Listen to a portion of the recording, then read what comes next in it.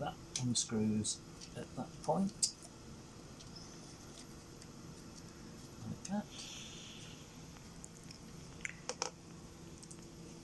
and then it just pulls straight down. It's worth checking, and it has happened this time. You can see there's an O-ring on there. Yeah? Yeah. That one. There should be another one on this side. Yeah. And it's been left inside there.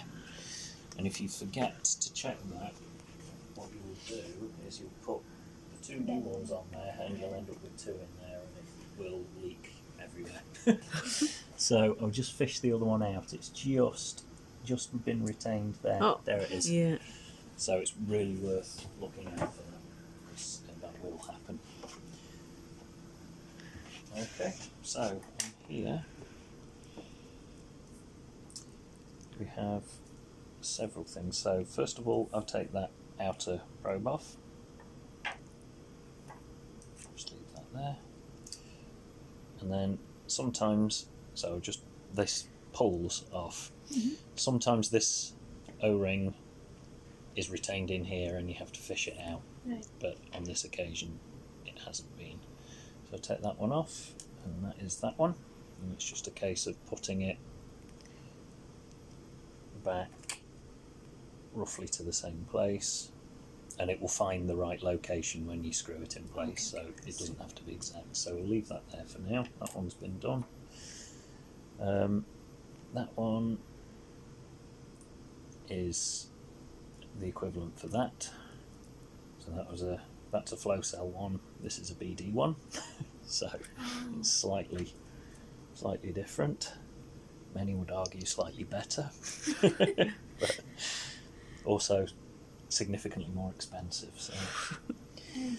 So that goes on with the spring side upwards. If you have any of these spare, it goes with the spring side upwards. We do, yeah. I would say you probably have. How do you remember all this stuff?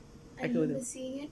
If I'm not disassembled it, I would only see it if we had a spare.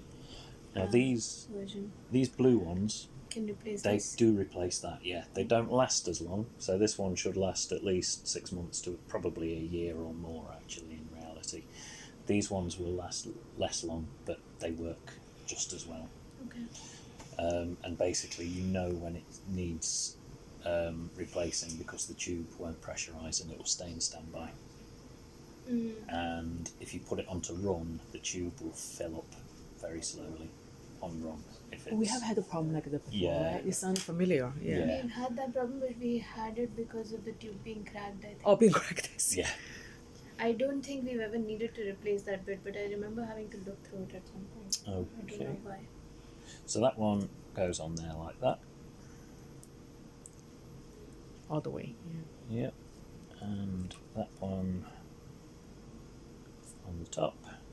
The third one is to replace one that's deep inside the flow cell, and we never replaced that one, so you can keep that one as a spare as well. That one is... Wasn't that the one that fell out? So that got stuck inside? That was that one. Oh, that was this one. That Oh, one. I So see. yeah, it's got two now. See. And then the final one is this little tiny one on top. Yeah. Very rarely this one also gets stuck inside. So you have to fish that one out as well, but it doesn't happen anywhere near as often as this one. But it's worth checking to make sure, because the effect would be the same. It would leak if you'd got two on.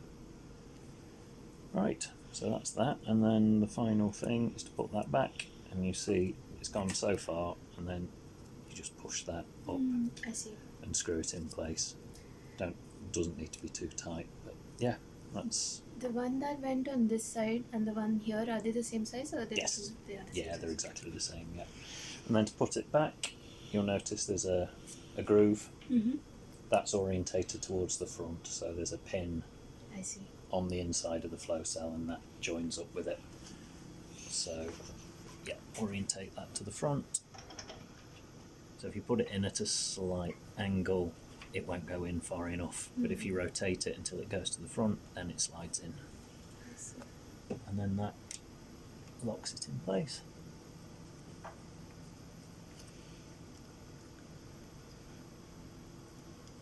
that's that bit.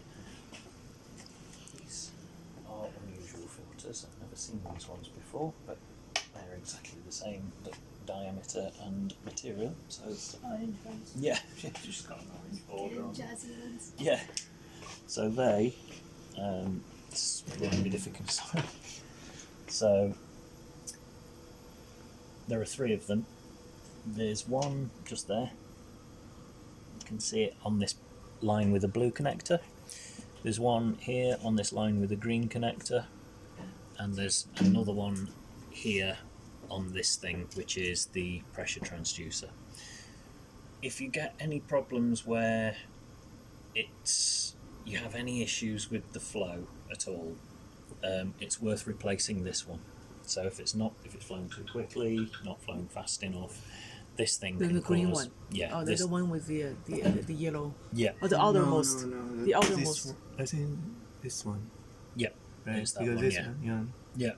So that one, it causes more problems than the others. So if you have problems with flowing, what it actually is, this black thing, you've probably done stuff with it before. This is the transducer, the pressure transducer, and it measures sheath pressure on this side, and the sample air pressure on this side, and it then sends a signal to the pressure regulator board to release more or less air to get the balance between these two pressures correct.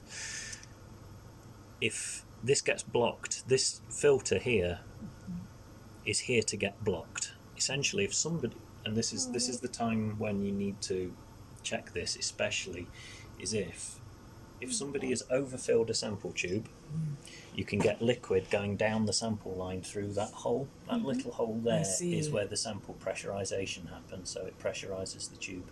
If you get liquid going up to that level, either because somebody has filled the tube too high, or because there's another fluidic problem which has caused the tube to fill up, because sometimes, sometimes that does happen.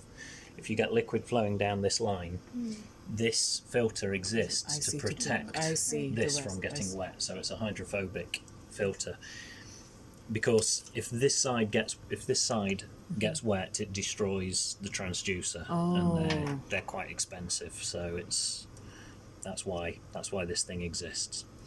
So put that one on there. So yeah, if you see the line going to it, if you have any sort of fluidic problems and you see any evidence of condensation or liquid or salt in the line going to it, then first of all run it for a while to get the liquid out of this line, and then replace the filter.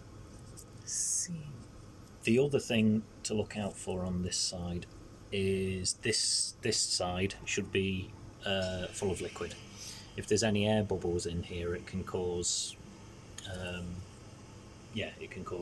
flow related issues. So it can, if there's an air bubble on this side, it means that the transducer won't be reading the true sheath pressure, and it will set the sample pressure according to the pressure that it's registering. So it will be recording a really low pressure, so it will set the sample pressure really low. It's low, then and will it will not have the effect of your tube will fill because the pressure will not be high enough. So in that instance, if you just take that off there and just bleed it. In fact, there is air in here now, and that's probably because we were running it. Because it's been because it dried out at some point. So actually, I will just. Oh no, I won't do it just now because the filter's not full either. But yeah, we'll need to bleed that and get the air out of it. That's not something that should usually happen, but that will need doing this time. So I'll just replace the other two. So that's the first one, and you can keep those filters as well because there's no reason they don't. If they've not been blocked by liquid, then they should still be okay. And those filters we can also buy, right? Like Yeah, those are we have Yeah, those. they're standard, hydrophobic filters. So it's important that they're, yeah, exactly, yeah, because you can get them, as I found out to my cost, that look exactly the same. And yeah, we use them, like little syringe filters. Do you want me to move the cart away so it's easier for you? No, it's okay. No, it's fine, yeah. I'm okay for now. And is this orientation, the filter, the plus That's and very minus? obvious, yeah. Oh, it's very obvious. I see. Yeah, so I see. Yeah, exactly. okay, so that's